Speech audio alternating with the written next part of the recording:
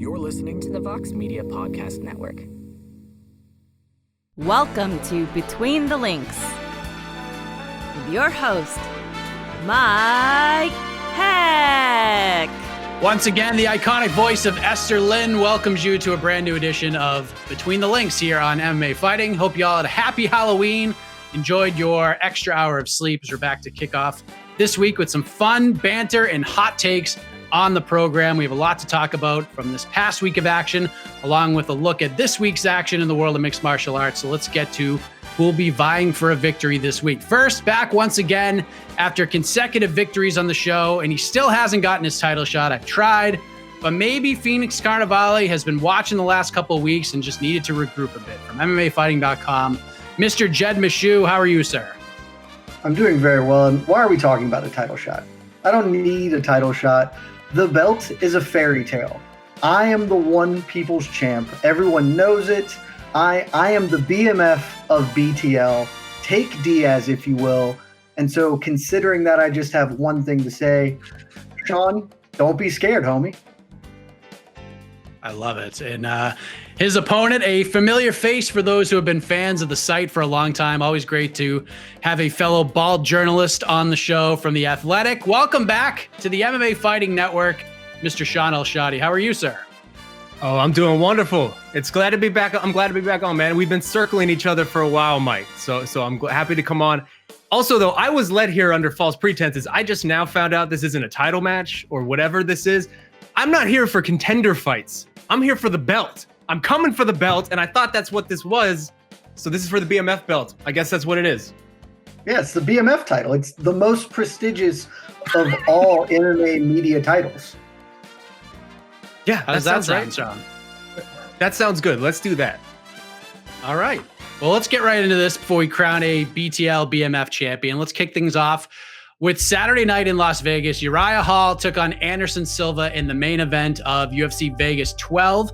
And the buildup to this fight was quite interesting because when this fight was announced, Dana White told members of the media following a Contender Series card that this fight was happening and that this would absolutely be Anderson Silva's final fight. And there was an agreement in place for it to be such.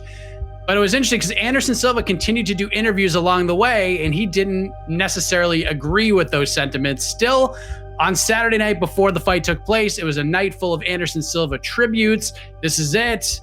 Final fight, essentially, whether he liked it or not. So we all saw Uriah Hall get the finish in the fourth round, but Anderson certainly had his moments in the fight. So Jed, you won the blind draw this week. We will begin with you. I think if Anderson Silva came out and said, ladies and gentlemen, this is 1,000,000% not my last fight. I have 2 left in my deal. I'm fighting it all out. I feel like nothing would have changed at all in the promotion of this fight. So what did you make of it? Why did the UFC continue to go this route despite Anderson saying this might not be it after all? Well, they're trying to lead that horse to water and make him drink.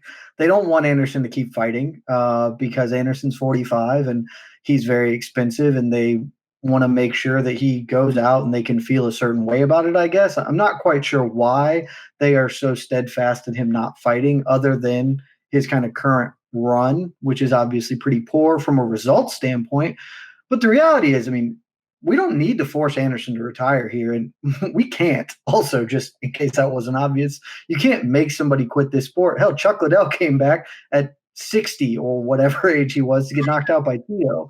You can't make him leave, and I think that was my interpretation here, is that they were trying to coax him out of the game because he's lost so many in a row. But look at who he's lost to. I mean, look at how he's lost beyond that. He's been competitive in fights. I mean, you could argue he's the second most competitive person to Israel Adesanya, the current middleweight champion, in their 3-round fight.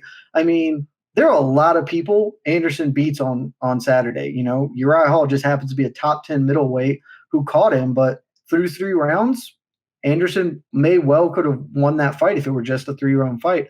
So I think they were just trying to push him out the door because they think that that's what they're supposed to do. And I don't think it worked, and I don't think it's going to work. I think Anderson's coming back. Shaun, what do you think?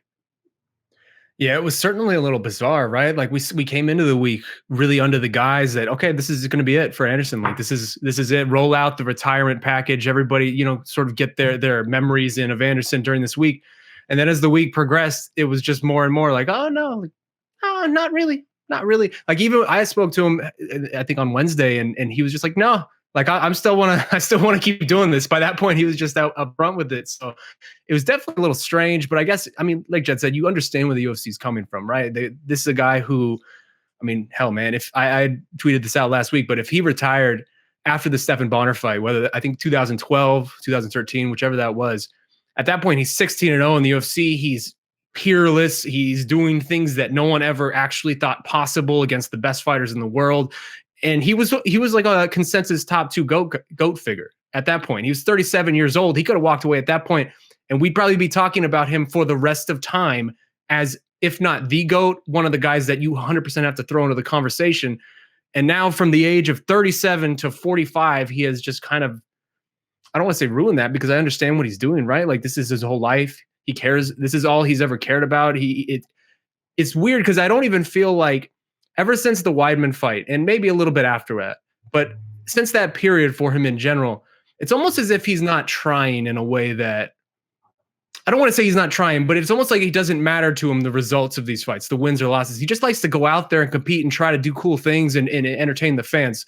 So I understand where he's coming from, and ultimately, Jed's right. Like I would like to see Anderson retire just because I grew up as a massive Anderson Silva fan. He was my guy when I was a fan in this sport. He was really one of the guys who opened my eyes to what the sport could be and the possibilities and the ceiling on a lot of this stuff.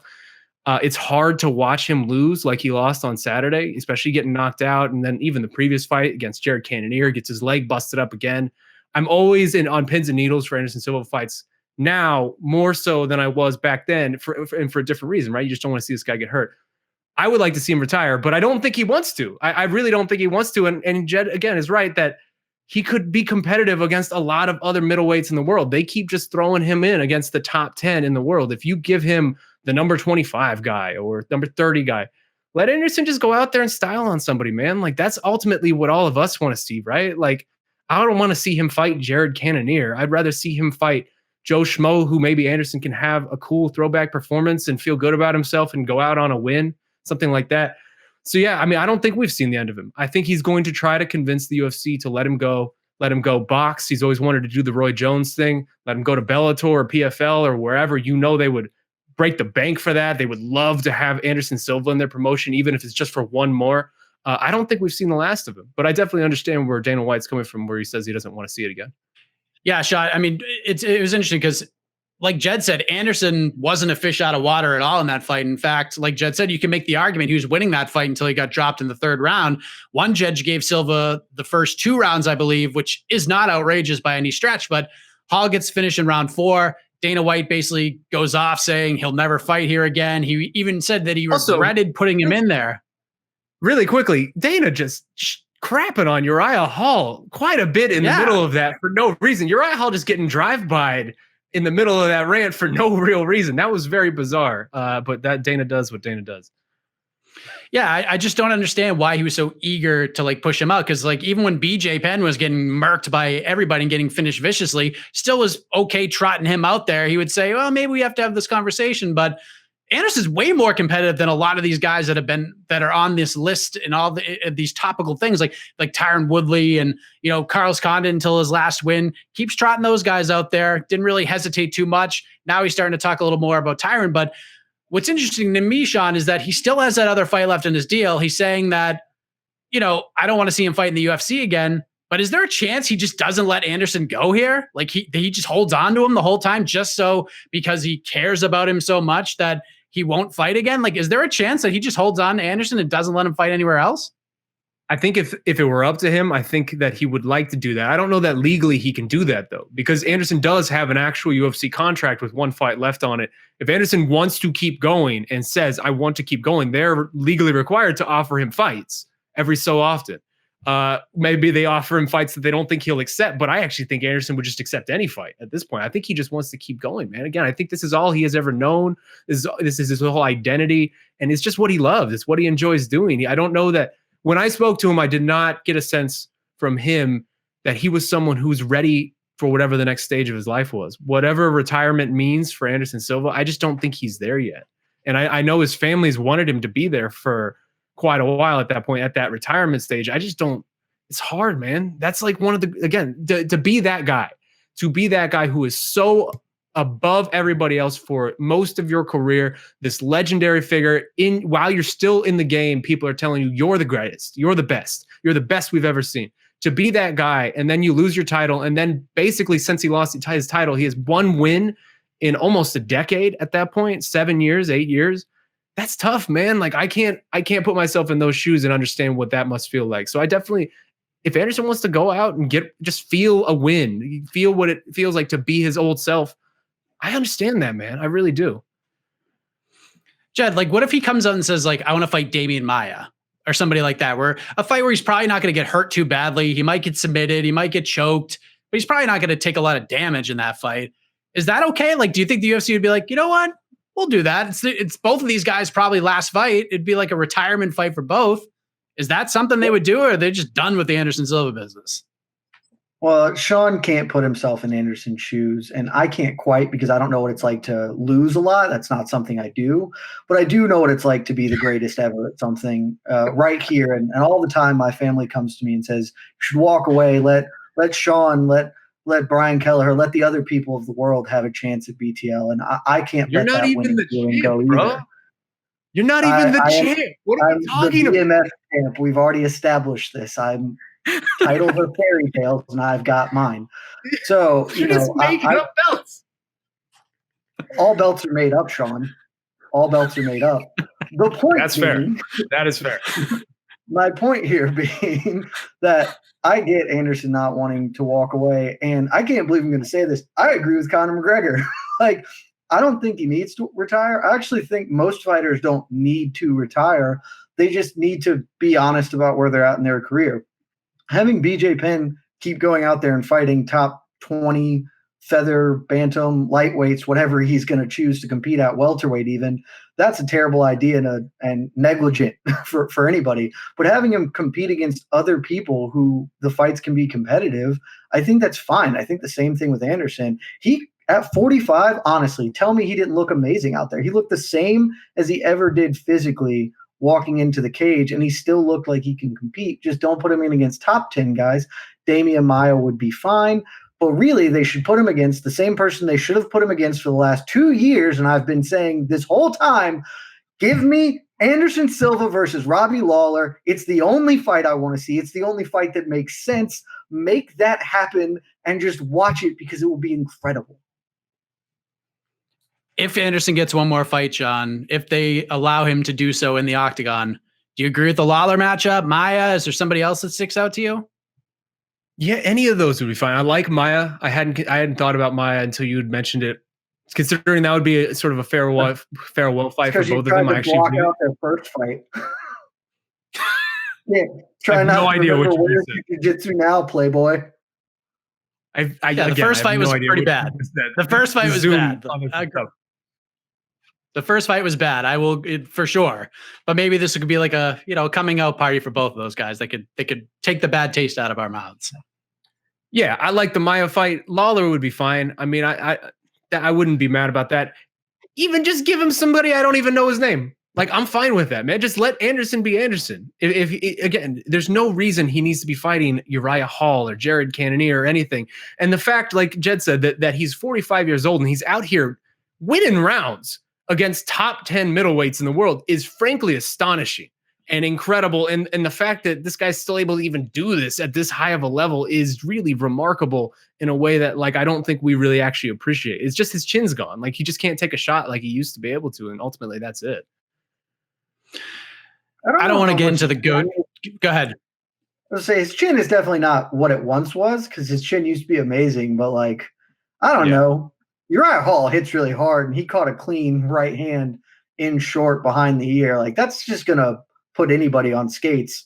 Then in the fourth round, that whole sprinting forward awkwardly is not really Anderson's oeuvre, and so he got clipped there. I think that he is not a wilting lily from a chin standpoint, and so I think he can still compete. Yeah, I would agree with that. But again, it's just you're putting him against top 10 guys. That's the math isn't going to work out in his favor all that often.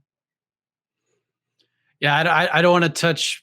Part of me wanted to touch on the GOAT thing, but we talked about it ad nauseum last week, so we'll leave that alone. But before we move on to the next round, let's talk about Uriah Hall, Mr. Al-Shatti, because the man's had a crazy year. He's had some big fights booked. They all fell out for numerous reasons. He is a top 10 guy. Now he's got 3 wins in a row for the first time since 2015. Where does he go from here? I think this was a good one for him, man. I think this was a big one, and it was an important one for him. He's had a really, really rough 2020. He was supposed to be in a bunch of big fights, whether it was the Yoel Romero fight, the Jacare Souza fight. This one got pushed back. He was supposed to have a good year, and this was really the first time we've been able to see him. Talking to him last week was a really eye-opening conversation for me, because he is someone who's really cloistered himself within himself during the course of this pandemic, just focusing solely on his craft and getting better. And I really like what's going on with him over at Fortis MMA, man. I mean, Saif Sawad is a genius. He's one of the best minds we have in this game. And he really seems to have tapped into an interesting part of sort of that psyche within Uriah Hall, where he's a guy who his whole career, basically, we said, like, if you were controlling him with a video game controller, like, you could make him do better just because he has this mental block sort of within his performances. It feels like that's been unlocked a little bit. I'm really intrigued in Uriah Hall, man. This is sort of his last chance to be who we thought he was on The Ultimate Fighter. I throw him right into that mix now, man. If you give him a top 5 guy now off of this, I like that a lot. I think he deserves it, man. I think he definitely deserves it. And that division right now is wide open. There's nobody really like who can say I am the guy other than Robert Whittaker. And I know we'll get to that, but that matchup doesn't seem like it's happening. So I like the idea of Uriah Hall in that mix now. Jed, what do you think? I mean, there's Jacare. He's got a fight booked with Marvin Vettori. We got Yoel Romero, your favorite fighter of all time. He's sitting out there. No real word on what he's doing. There's talks about maybe he moves up to 205, but he shot down that idea many times before. Where does Uriah Hall go from Saturday? I don't know. Yoel's a fine fight.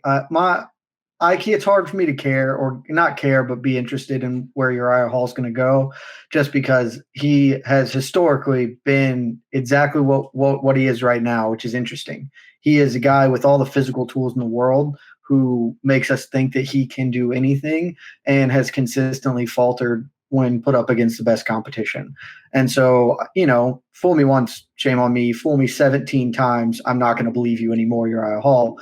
So I know he's on a 3-fight win streak. Let's not forget one of those is a split decision win over Antonio Carlos Jr.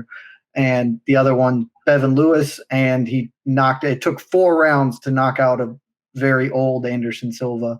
I don't like what you're insinuating here about Shoeface. I'm just going to say that. What am I insinuating? You can't be putting down Shoeface like that. You're just driving by Shoeface. I'm insinuating that he may not have deserved to win that fight, not that Shoeface is bad at fighting. Oh, okay. Gotcha. Split decision win, not a clear win over Shoeface, who is a good fighter, but not a future title contender, I don't think. And, Bevan Lewis, Anderson Silva, I can't believe in Uriah Hall until he wins 8 fights. I have this with some people. I'm still convinced Brian Ortega is a terrible fighter. And I'll be convinced of that all the way until he's inducted in the Hall of Fame, and I just look like a fool. So with Uriah Hall, I'm going to stick the same thing. He is as good as a top 10, top 15 guy, and no further. So, but yeah, I mean, give him Romero. That's a fine fight. Why not do that? Yoel needs somebody to defend his true title against. Like me, he's the uncrowned champion, so let him fight like Shaun, somebody who's well beneath his stature and not really worth his time. I'm noticing a pattern here, and I do have to say, someone who is actually a champion, someone who is actually great at what they do, don't have to actually say that every single answer. So that leads me to believe you're a little insecure here, man. No. Have you met any of the champions since Conor McGregor? What? All of the champions say how great of a champion they are. That's me. I'm a great champion. It's okay. Okay. Well, I don't know if that hit like you wanted it to. Yeah. Sometimes you don't land. It's okay. Well, I mean, if this is the end for one Anderson Silva, he is absolutely one of the all-time greats. What a career. Honor to watch him do what he did in this sport, both as a fan and as a journalist. But we'll move on from this topic. The point for this opening round will go to Jed Meshew. He is on the board. Close battle. 1-0, Mr. Meshew. As we're going to stick with UFC Vegas 12. The home cooking. Listen, ridiculous. Listen, Shaun, now you're going to step up your game. Doug now you're Crosby fired up. Doug Crosby out here. Oh, how dare you? How dare you say that? But listen, featherweight I've co-main never called you event. Doug Crosby, Mike. Just remember that for future rounds. You're a smart player, Jed. That's why you're moving on every week. But let's talk about the co-main event. Shaun, we're going to start with you here. This is the fight that everybody had their eyes on. Yeah, sure, Anderson Silva, the last fight and all that stuff, but true fans of the sport, the enthusiasts of mixed martial arts, everyone was talking about Bryce Mitchell versus Andre Fili. Bryce Mitchell gets the win via unanimous decision. Great performance, stiffest test to date, camo shorts and all. He is now 5-0 in the UFC. We're not going to talk about the post-fight stuff. It is what it is. He has his opinion. Fine. But Shaun, let me ask you, has Bryce Mitchell, in your opinion, after that win, passed the eyeball test? Is it time to start looking at him as more than a prospect, but a legit threat at 145 pounds? Well, here's another theory I got. Anytime somebody starts a sentence, here's another theory I got. I don't want to hear that theory. It was a good fight. It was a good win. It was a really good win. I think people underestimate Andre Fili. And people sort of, I think, don't give him the credit maybe as tough as he is. It was a good win. I understand why Bryce Mitchell was disappointed with it. He's been a freight train thus far in his UFC career, and he wasn't really that on Saturday night.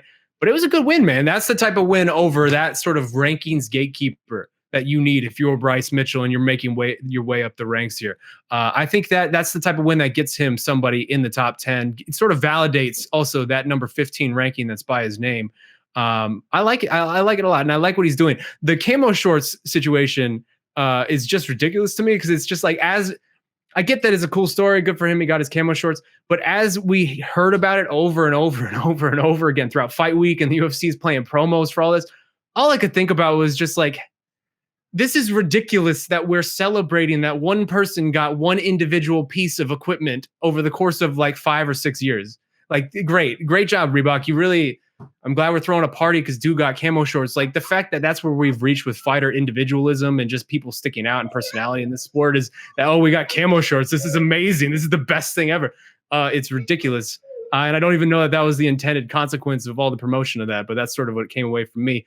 But as for the win, I liked it. I think it did show maybe that there's going to be a ceiling here in this division for Bryce Mitchell. If somebody can defend that wrestling, and in particular the takedowns and some of the grappling that he was doing, that'll be interesting to see. But hey, man, a win is a win. That guy is undefeated, and he deserves to be undefeated. I like to see him get a top 10 guy next.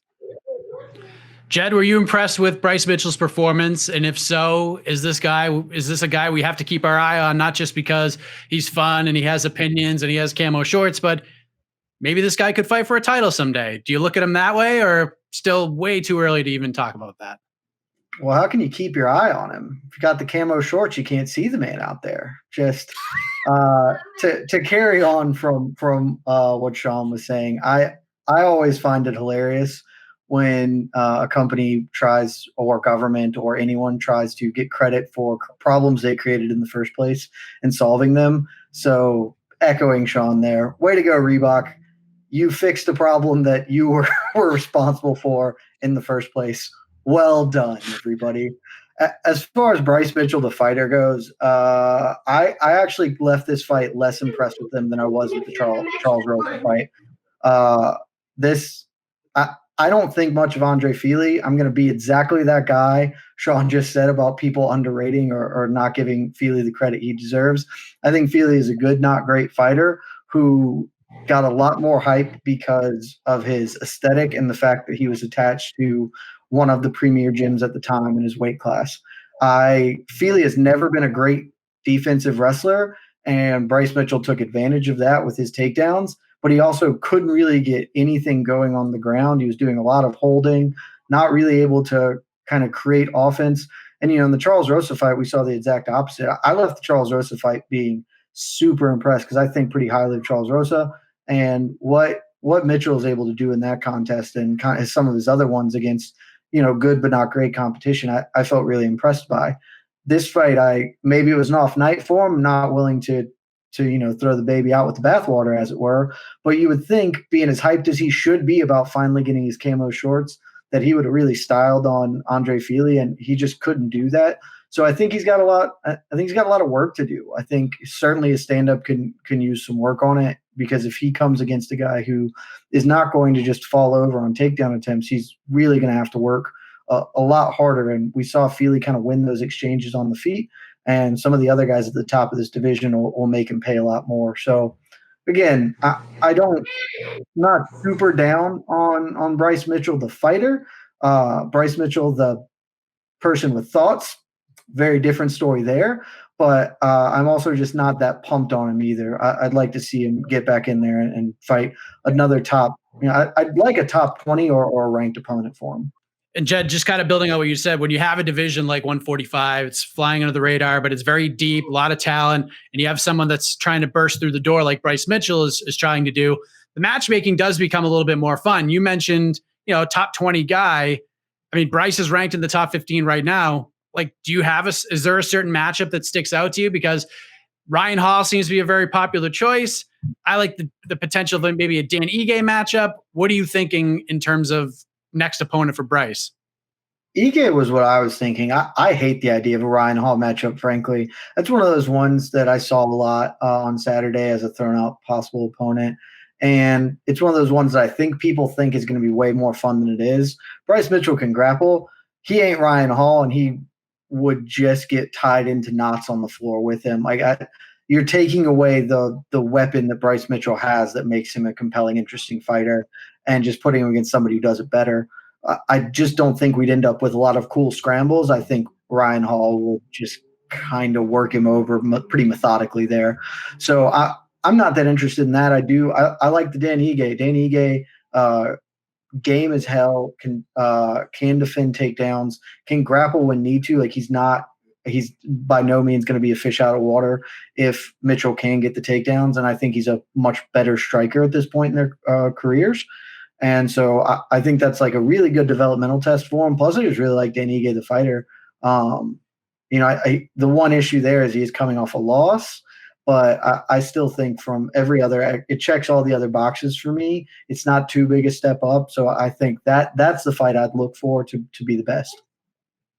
Shaun, how do you matchmake Bryce from here? Are you in on Mitchell versus Hall, or are you against it? Is there any other idea that you have? What do you think should be next for Bryce Mitchell?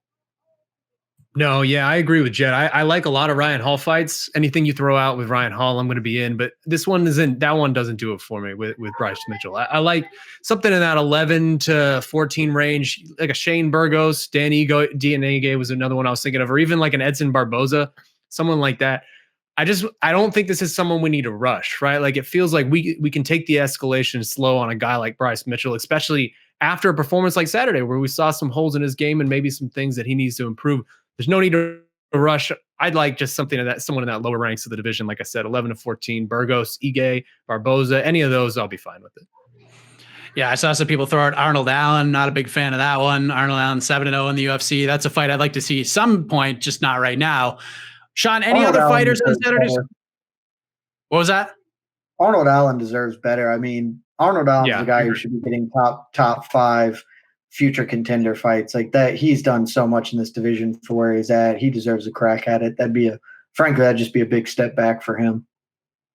Yeah, I think maybe the name would be the only thing that would entice him more than anything, since Bryce got a lot of hype right now. But any other fighters on Saturday, Shaun, stick out to you? Did anyone kind of steal the show in your eyes outside of who we've already talked about? Yeah, man. I mean, Bobby Green and Kevin Holland both, man. I mean, I know Bobby Green lost his fight, but did he really? I scored that in favor of Green. But either way, man, if you look back on all the events since I think June or May, I forget what the stat was. If you look at all the UFC events, you had a 1 in 3 shot of seeing either Kevin Holland or Bobby Green compete. That's how active they have been here. They have basically been in 1/3 of the events for most of this pandemic era. They were both going for 4 fights in 2020 just since like June or May. Like, that's incredible turnaround times each time for consistency of that.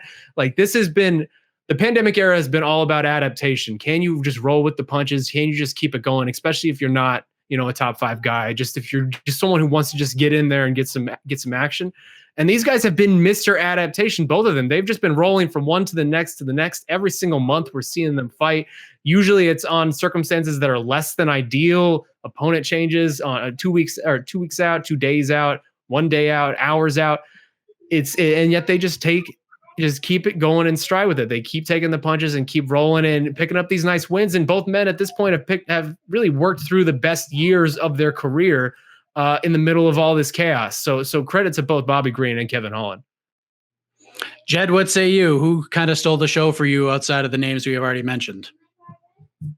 I mean, Kevin Holland is, I think, the runaway choice, not just because, like Shaun said, he's fought what seems like 27 times this year and just tweeted either this morning or yesterday morning that, well, it's November now, ready to take another fight.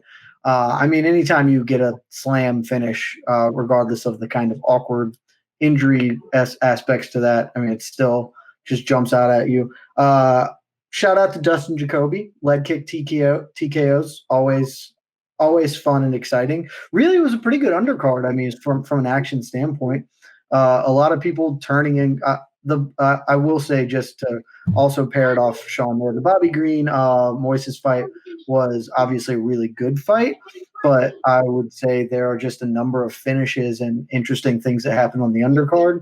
You can kind of give a shout out to any of those people. Alexander Hernandez would probably be the big one for me, though. I mean, this is a guy who used to be a ranked lightweight contender, had a lot of hype, talked a lot of shit, came in against Cowboy, and a really good performance from him. He is still a young dude with a lot of potential in that division, so pretty interested to see how he carries forth. All in all, thought it was a very fun night. We were doing post-fight coverage before 10 p.m., which was always fun. This matchup between these two gentlemen is also fun. The point for round 2 goes to Shaun Al-Shatti. Challenger on the board. This is a BMF title fight if I ever saw one, ladies and gentlemen. Since Saturday night was full of fights and news and notes, that's kind of going to be the theme throughout the rest of the show, because a lot happened on Halloween night in and out of the octagon. First off, we saw Israel Adesanya cage side throughout the event, watching along. Kevin Holland had some choice words for him, but Adesanya is there cornering a teammate who will be competing on the Contender Series on Wednesday night. But Dana White speaks with the media backstage after the event, and he said that Adesanya's next fight will not be a title defense against Robert Whittaker. It will not be against the winner of Jack Hermanson versus Darren Till, but he's going to be going for a second belt. Adesanya's going to challenge Jan Blachowicz for the light heavyweight title on a date TBD. And this is really interesting timing, since there's a big main event at 205 coming up this Saturday at the Apex.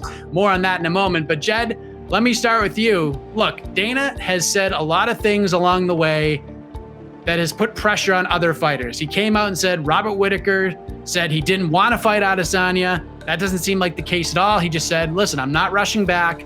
I want to spend Christmas with my family. I got a kid coming.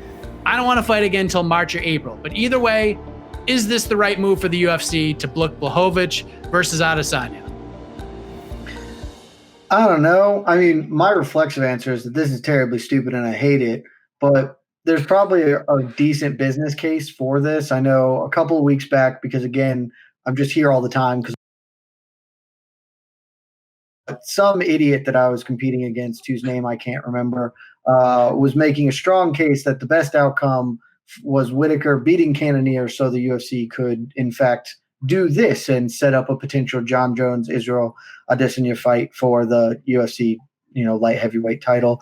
And again, there's probably some validity to that argument. I just think it's nonsense, in part because it overlooks Jan Blachowicz entirely, as if Jan Blachowicz isn't an incredibly talented fighter with a lot of skills and who's not just going to roll over for Israel. But then just also it's very counting chickens. It's just putting your middleweight champion and that whole division aside when you don't need to. I mean, Adesanya is a guy you can build. I know that he has a natural rivalry that's evolved with John Jones, and they want to strike while the iron's hot and move towards that. But that's why I dislike it, because this feels so transparently building to that outcome and not a natural, well, he's cleaned out the division, now let's see what he can do at 205. This isn't, nobody is looking at this fight thinking, I wonder how Israel Adesanya fights Jan Blachowicz. They're thinking, if he could just get past that, then we can get to the John Jones fight. And I just think that's not fun. That's not interesting. That's not the fight I'd like to see. I I don't have much interest in a Whitaker rematch just because I know how that's going to go. I don't think it's going to be any different than the first time.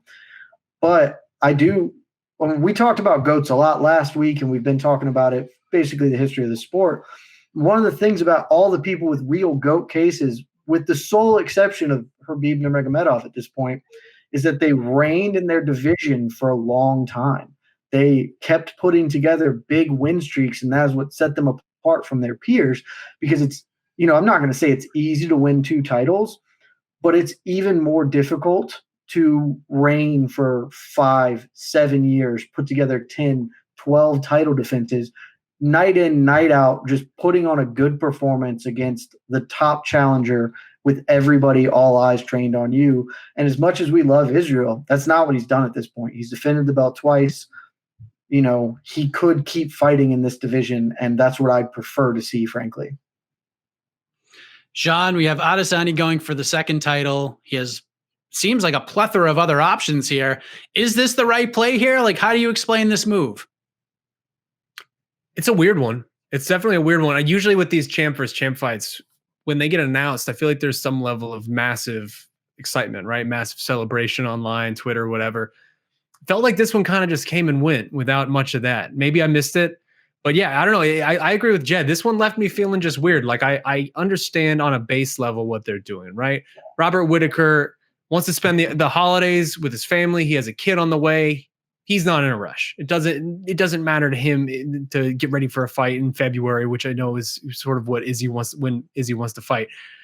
But to me, light heavyweight was so fascinating before this announcement. Like, especially, why make this announcement this week? Like on the Saturday right before the supposed number 1 contender fight, you strip away any sense of stakes that we had for this week simply by just making that announcement on Saturday. If the UFC would have just waited until after this weekend's fight, even that would have been a little more palatable, because then at least we could have spent a week acting like this fight up on Saturday means something, because now it actually doesn't. Now I have no idea what any of this is supposed to mean, what the light heavyweight division is supposed to be doing right now, middleweight, none of that.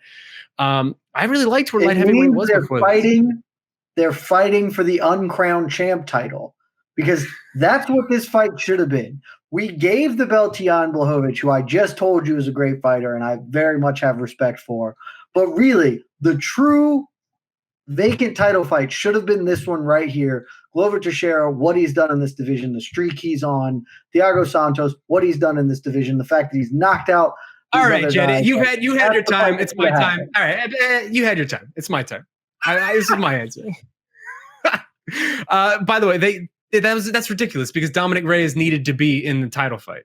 Dominic Reyes 100% deserved to be in the title fight. Why? So you just stripping him out retrospectively, retroactively. What's that? He lost just like Thiago Santos lost. They should have had Thiago Santos and Dominic Reyes fight. That's fine. You just said that this Glover Teixeira fight. Anyway, I've been distracted by you enough. Back to what I was saying. I don't know. I don't particularly like this for some reason. It'll be fine. Like Jed said initially, it is very thinly veiled what they're doing here, but it is very much you're teasing the MMA gods. Jan Blachowicz just keeps surprising people. He keeps ruining these parties, whether it's Luke Rockhold or Dominic Reyes, all these different guys. He is ruining the parties. And now you're going to risk perhaps, let's say Khabib is still here, because it seems as though he might fight again. Izzy is still at least the number 2 or number 3 most popular person in this promotion outside of a Conor McGregor type of figure then. You're perhaps ruining any sense of momentum he has by throwing him up against someone who could conceivably win. Like Jan Blachowicz is not just going to get walked over by Izzy Adesanya. Maybe Izzy wins that fight dramatically, but anyway, it's still a risky matchup nonetheless. I liked where both these divisions were before this. Like I get it. They're going to start building towards that Jones fight, which is still a little weird to me, because what's John doing at heavyweight? How's that even going to work then? But man, I don't know. This one just didn't get me going in the way that usually these champ versus champ announcements did.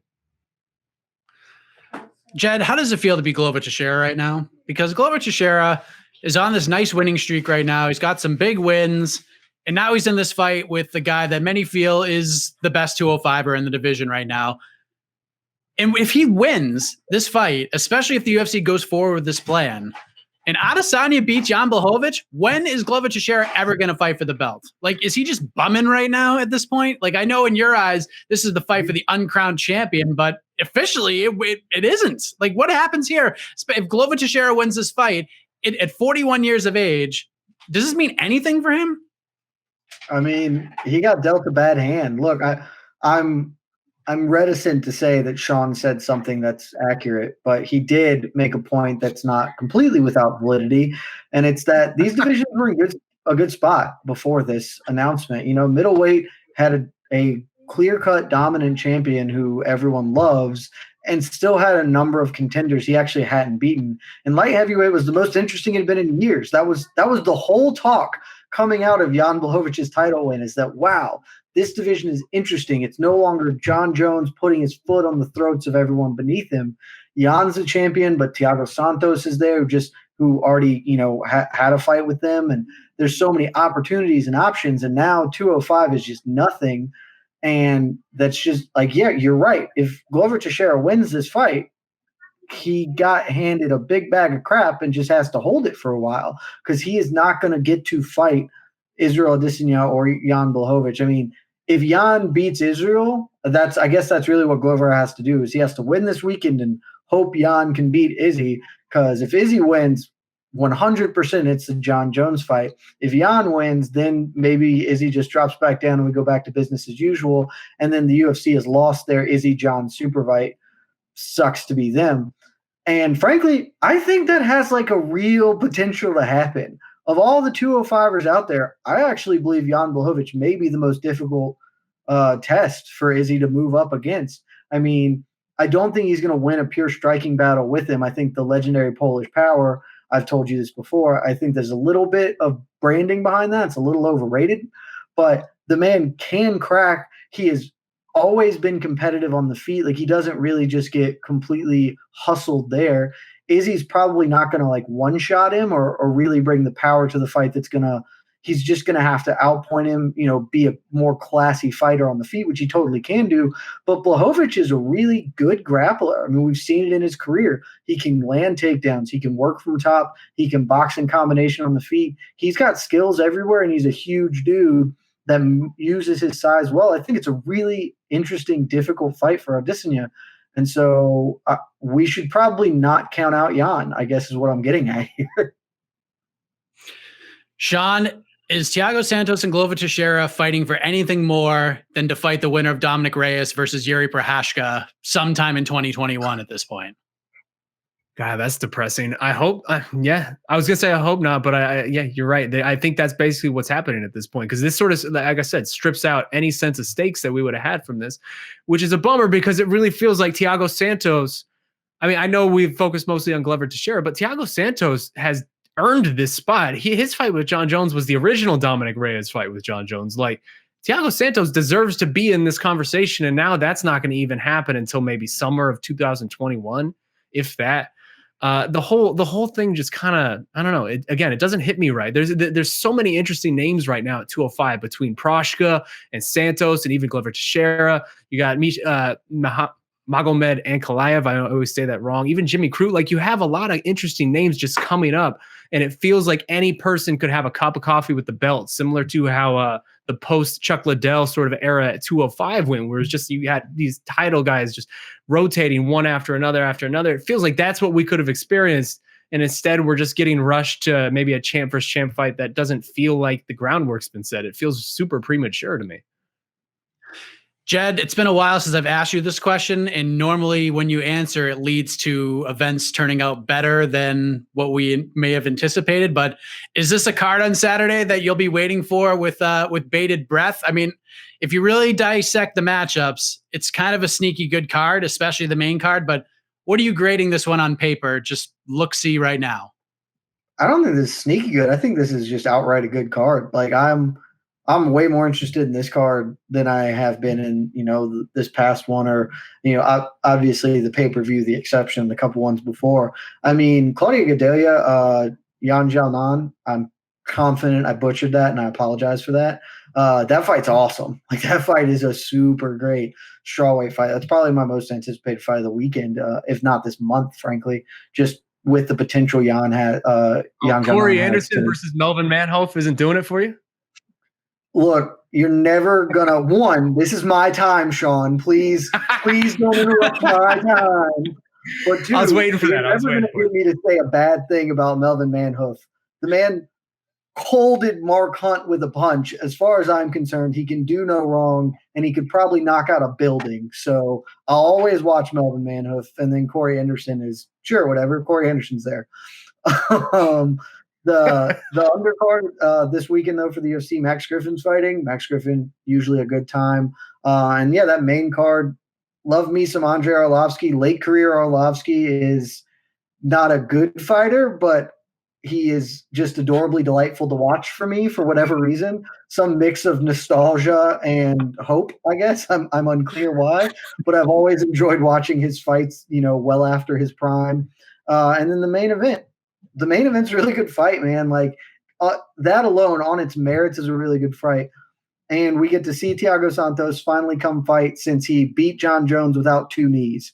I mean, it's pretty impressive to beat John Jones. It's really impressive to do it without knees.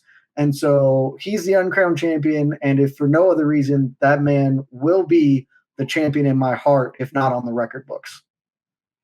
What do you think of the card overall, Shaun, on Saturday?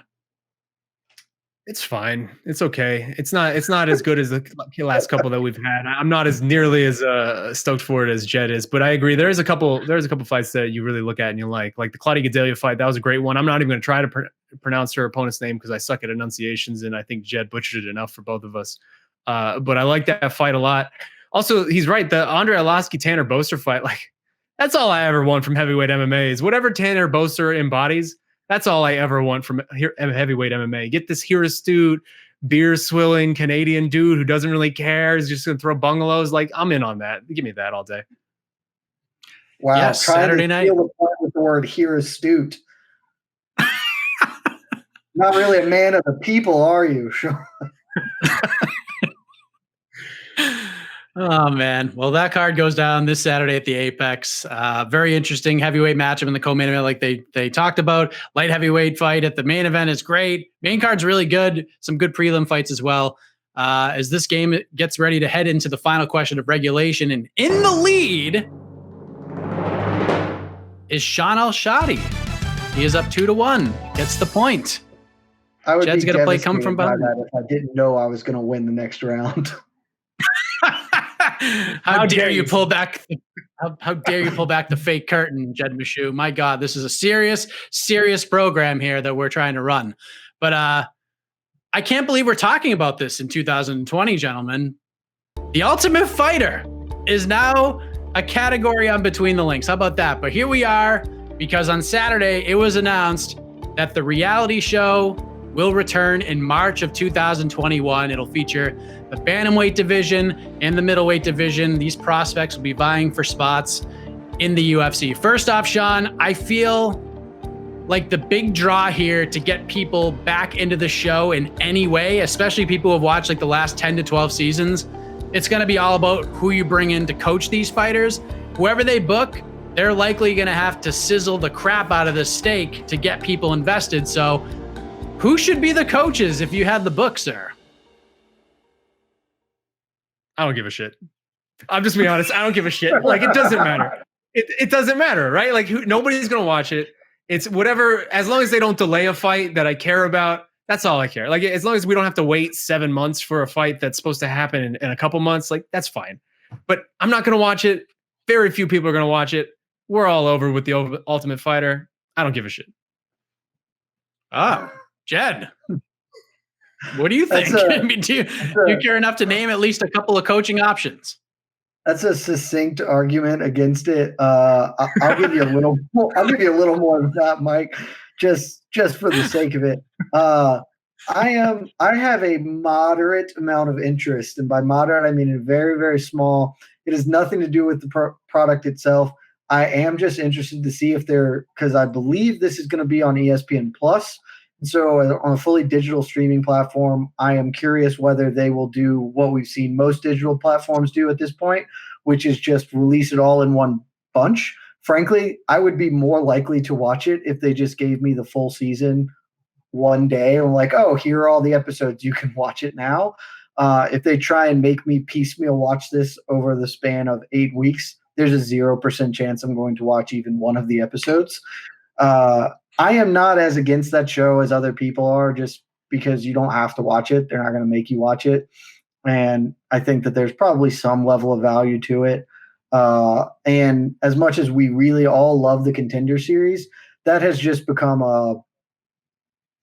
trying to think of the generous way to phrase this, breeding ground for cheap labor for the UFC to short prices on more expensive talent. Whereas TUF is probably not that. I'm with Shaun, though, largely in the fact that I don't think this matters too much. The only way to make this show relevant or interesting is they need to add a new wrinkle. I mean, you see that with reality television all the time. The reason Survivor still goes on is because they keep adding new wrinkles. If they just ran back the same formula, it gets stale pretty quickly. And unfortunately, TUF has kind of done that. And it's not like they have a new weight division they can debut, and they're not. They're doing bantamweight, so whatever. If you're going to pick somebody to get interest, though, let me throw – I do have coaches for you, and I think these coaches make the most sense for it. We just talked about it. Let's just do Israel Adesanya and Jon Jones as the coaches. It's not delaying a fight because they're not actually going to fight each other. It's building towards the fight that the UFC wants to build towards anyway. They're already putting all their eggs in the Izzy's going to beat Jan basket, so why not just own it? Just be very forward-facing with it. Hey, let's put these two people who hate the shit out of each other, get the television content, start building in advance, and then cross our fingers, throw salt over the shoulder, and pray to the MMA gods that Izzy beats Jan so they can set this fight up. I think you just do that. That's me. If you were not tempting fate already enough with the MMA gods, just throw a little extra on the fire there. Yeah, screw them. Screw them. Let's just do it. Like, your big thing was it doesn't delay any fights. That won't delay any fights whatsoever. Sure. I think it. That would probably get me to at least watch an episode or two, or maybe just look at some clips online. Look, I got Shaun, who just said he didn't give a shit and hates it. Now he's watching. People are interested. I'm a marketing genius. Book it. I'm still not watching. Let me ask you this, Shaun, because I mean, like we said, the divisions, middleweight, bantamweight. Why bantamweight makes no sense. I love the bantamweight division, but there's already like 80 fighters on the roster that fight at 135 pounds. It's probably the deepest division in the UFC. So why make this even a part of it? But I agree with you. I mean, first of all, The Ultimate Fighter was crucial in the growth of the sport when it first came out. No doubt about that. But all these years later, tanking ratings season after season, there's just no real evolution to the show whatsoever. Like, they're still doing the friggin' basketball jerseys and all that crap. Like, nothing changed from like season 4 to whatever the last season was. So besides Jon Jones and Israel Adesanya maybe getting you to watch an episode, maybe a half of one, is there anything that the UFC can do to make the show more interesting in your eyes, or is this just dead no matter what they try to do? I mean, I feel like they've definitely tried, right? Like, they did the season with DJ where they had all these guys as champions of the regional promotions trying to fight DJ. They've brought in new divisions with this. They've really tried, like, as best they can to diversify it as much as they can. The live season, I think it's just a dated product. It's a dated product that I won't say everybody is sick of, but I think a majority of the MMA community is sort of sick of and just kind of over with. What are they going to do? Like, if they throw in tug of war competitions in there, I'll watch those clips on Twitter, or like cable tossing, or like whatever the Scottish, is that what it's called? Cable tossing, when you're like throwing the tree trunks. Like, give me some weird challenges and I'll watch that online. But like, there's no way you can really entice somebody, I think, for this program, because we know the beats. We know every single beat of this show and how it's going to go. It's just not compelling television anymore. What I think might be interesting, Jed, is the fact that we're in such a trying time. Like, I don't think we're going to put all these fighters in like one house and have them get hammered and try to fight each other in the backyard. Like, I don't think we're going to see that this time around. Maybe we will. I mean, COVID aside, I bet they do a bubble. I bet that's exactly what they'll do. Is they'll do a bubble and they'll just kind of keep these guys insulated from the rest of the world. Is there anything we can do to?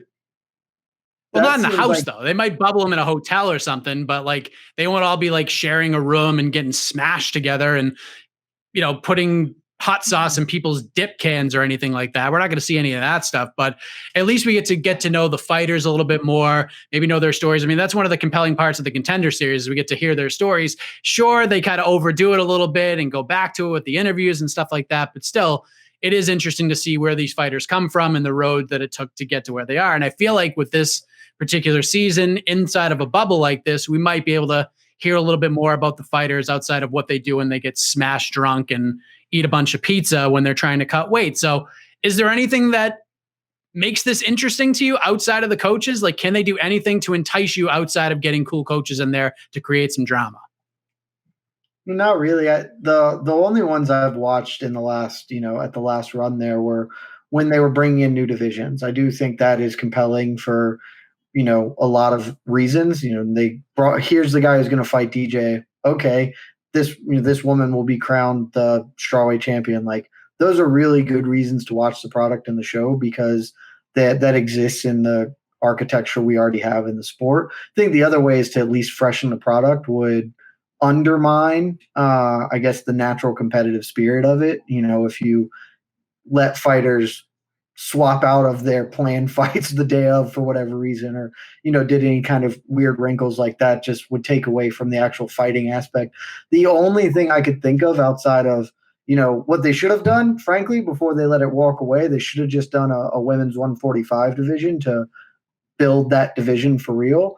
But outside of that, the only thing I could think that would be kind of fun, and I would watch because it would be a carnival sideshow, but just pick all people who aren't fighters. Just pick a bunch of people from random backgrounds that have never fought or really trained a day in their life. And you could put CM Punk on it, so it'd be great. He could finally get some wins in the UFC. You just kind of do that. You just go with a bunch of people who aren't actually fighters and just make them experience what it's like to train and be a fighter. Because that would just be more fascinating. You get a ton of people out of that show that would just be like, nah, man, buck on this. This sucks. I have to do this and I get paid $8,000 and $8,000. I'm going to go do construction. Bye. So just get a bunch of Jason Thackers is what you're saying, basically. Yeah, just a bunch of dudes. Just be like, hey, you like to get drunk and throw punches in the bar after you're done working the deep mine? Give this a shot for 6 weeks and see how it goes. That would just be fun and interesting. At least it'd be better than watching the 125th best bantamweight prospect in the Southwestern U.S. who's going to maybe makes it to the UFC and sticks around for a little while, but doesn't actually have a run built in him. Like, the product is mostly dated. So if you're going to make it fun, you need to do a lot of weird, dumb stuff that I'd be into, but I doubt that the UFC would really go for. Yeah. Do some like eating competitions. Like, let's see who can eat the most hot dogs over the course of like 5 minutes. Do something weird. Like that's what I'm here for at this point. That'd be great. Yeah. Just make it as weird as possible. And then I'm back in. I'm actually fully in on that idea. Hot dog eating contest between the two guys. Whoever wins gets a free round ahead. So there's only 2 rounds. They win the first one, but they still have to make weight the next day. I like that. See, we just made the Ultimate Fighter much more interesting. Stuff. Yeah. Like, you could do a lot of fun, stupid things that would no longer make it really fighting, but would be fun. Oh, man. All right. I mean, Shaun and so I don't give a shit. You can have this one, Jed. So we're going to have some more fun. Jed has tied the game. And now we're going to get down to the nitty gritty because this is, yeah, right? I mean, you probably would have won if Shaun waxed poetically beautifully about the Ultimate Fighter, but I'm just saying, I gave the by now. I'm just saying, I gave the answer that everybody here was thinking. Just saying. That's true. That's true. But it doesn't matter if I agree with you or not. That's not how the points are doled out. I mean, we can't go behind the scenes that much. You guys understand how this all works. We play this game to get to the knockout round, and then all the responsibility gets taken off my shoulders and passed on to somebody else. But this is going to be the knockout round. One question. Neither of these gentlemen know what that question is. They're each going to have 60 seconds to give their answers.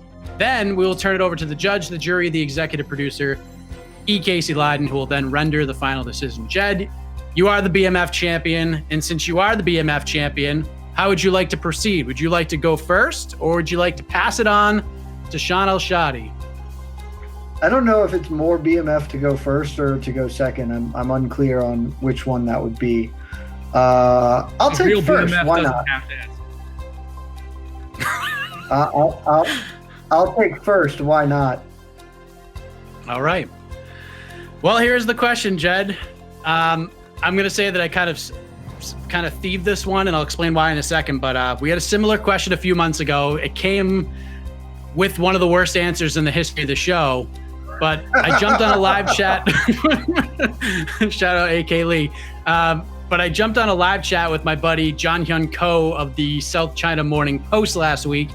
And he asked me this question, and I thought it was really interesting because I had no freaking idea of where to go with it until we started talking about it. So shouts to JHK for providing the question. But we discussed who was the fighter of the year for the UFC before.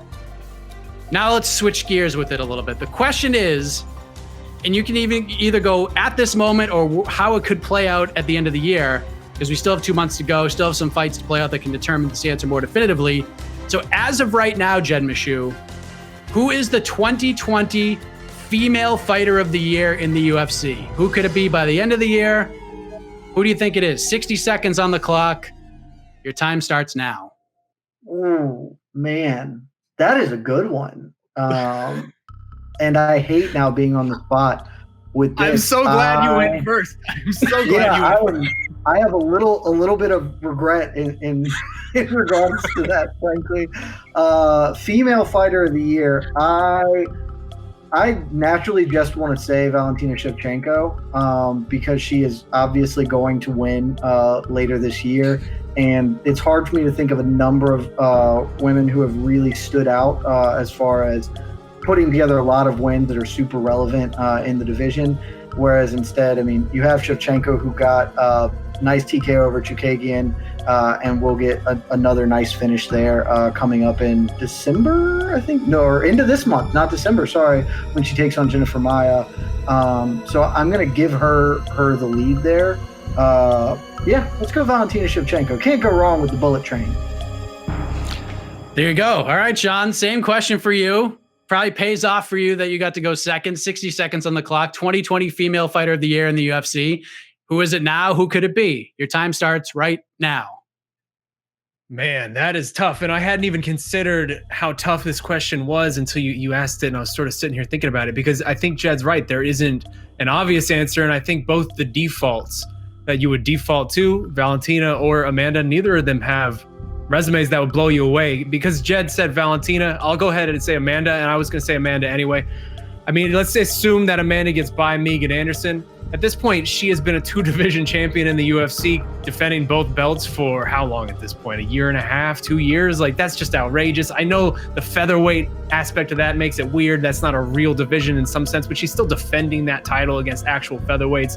If she gets through Megan Anderson, in addition to getting through Felicia Spencer, to me, that's at least something. I would say Amanda Nunes would get it just because, again, carrying 2 belts at once, man, she's doing it at this point for almost 2 years. That's outrageous. That's ridiculous. So she should get it. She's the female GOAT.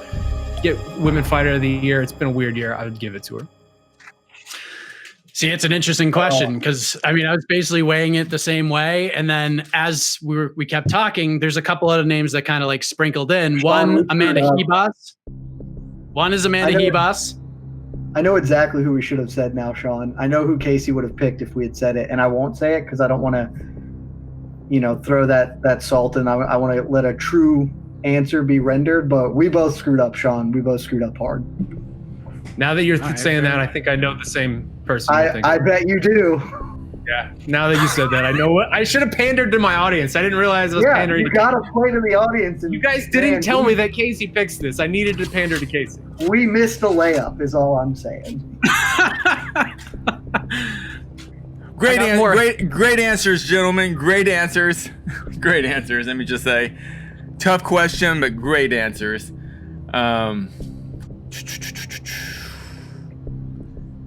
Winner by default.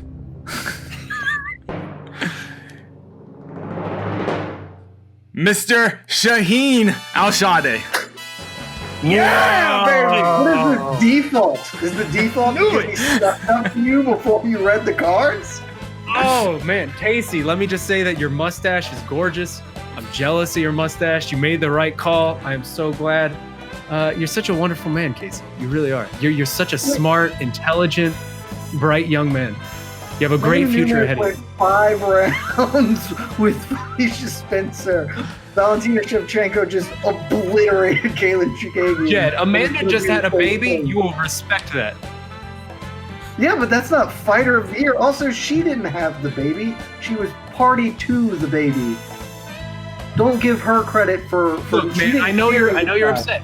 I know you're upset. I'm hearing a lot of sour grapes. You were coming in talking a lot of trash. You kept trying to tell everybody how great you were. You were trying to convince all of us about how great you were. Your reign. I'm so good at this. You were DMing me days beforehand. I'm going to smash you, Shaun. You don't even deserve to be on this show with me. I didn't even know what I was walking into, and I still came in here and just smashed it and took the title from you.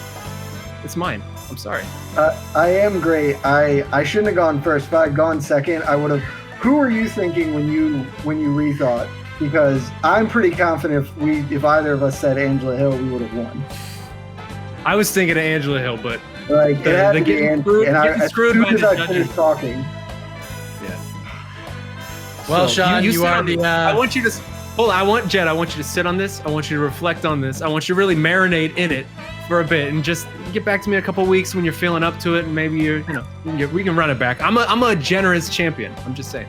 I've never reflected on anything, Shaun, as you well know. That's fair. Well, Shaun, you are the BTL BMF champion, and you don't get any prize money. There's no belt because we don't have the budget for that. But you do get 30 seconds to talk about whatever it is you want to talk about. Good, bad, and different in the sport of mixed martial arts. The floor is yours, sir. Oh, I don't need no belt. Beating Jed is a good enough belt for me. I'm going to put that up here. Beat Jed on Between the Links. Just put that up there. It'll be great. 30 seconds. I don't really have anything. I didn't prepare anything. But I will say it is a very important week. I'm gonna go generic with this, but I really hope all of you out there go out and vote. It is a really, really important election. You don't need me to tell you that. It's going to be a really stressful week for I think everybody in this country. Just go out there and vote. Let your voice be heard. And yeah, hopefully it's a great week. It's so good to be the champ. Jed, I mean, you won 2 weeks in a row. Now you're the former BMF champion, a belt that you instituted and created on this very program before we got rolling here. Any words you'd like to say before we say goodbye? Yes, let's hear from the loser, please.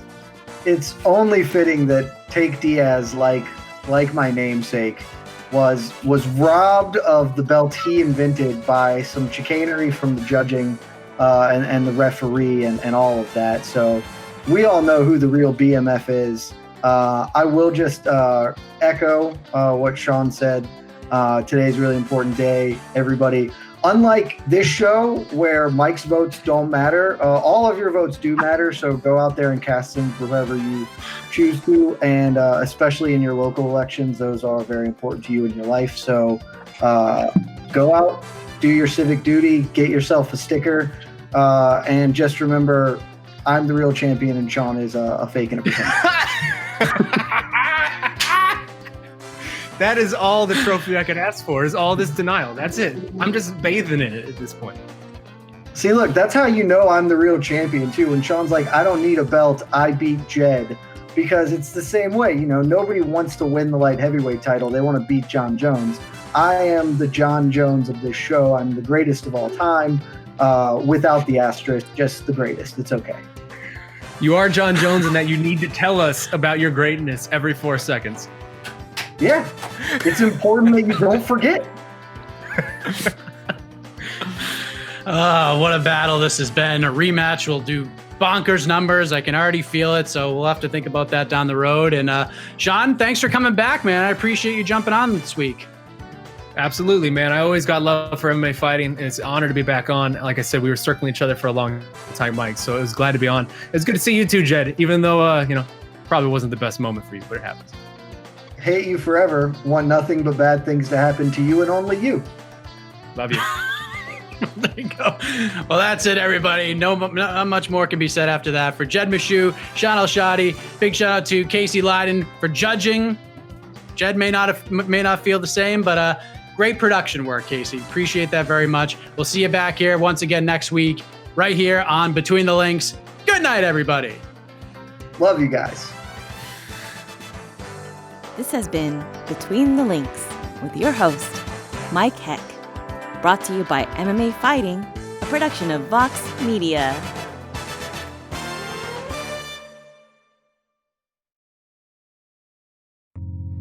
You're listening to the Vox Media Podcast Network.